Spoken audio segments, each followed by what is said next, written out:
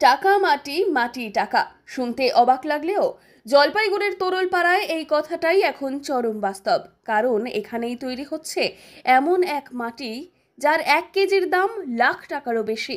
কিন্তু কি এমন আছে এই মাটিতে? আসলে আখের রস বের করার পর যে ছিবড়া পড়ে, সেটি ফেলার পর জমে থাকা নিচের স্তরের মাটি হয়ে উঠেছে গবেষকদের গবেষণার মূল উপাদান।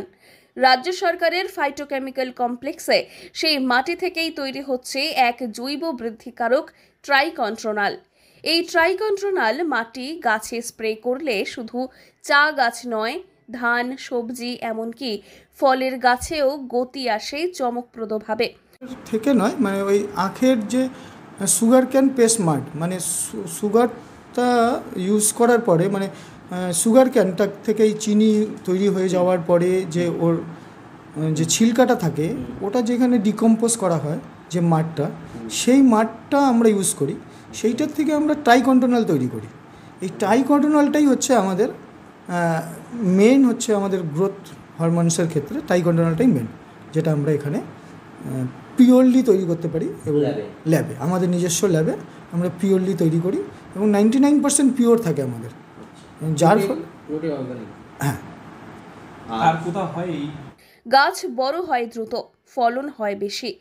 এই জাদু মাটি এখন শুধুই উত্তরবঙ্গে সীমাবদ্ধ নয়, ছড়িয়ে পড়েছে দেশের নানান প্রান্তে, এমনকি আন্তর্জাতিক বাজারেও বেশ সাড়া ফেলেছে। চাষিরা বলছেন এ তো সোনার থেকেও দামি। জলপাইগুড়ির এই গবেষণা কেন্দ্রও দেখিয়ে দিল বিজ্ঞান আর মাটির মেলবন্ধন ঘটলে বদলে যেতে পারে কৃষির ভবিষ্যৎ।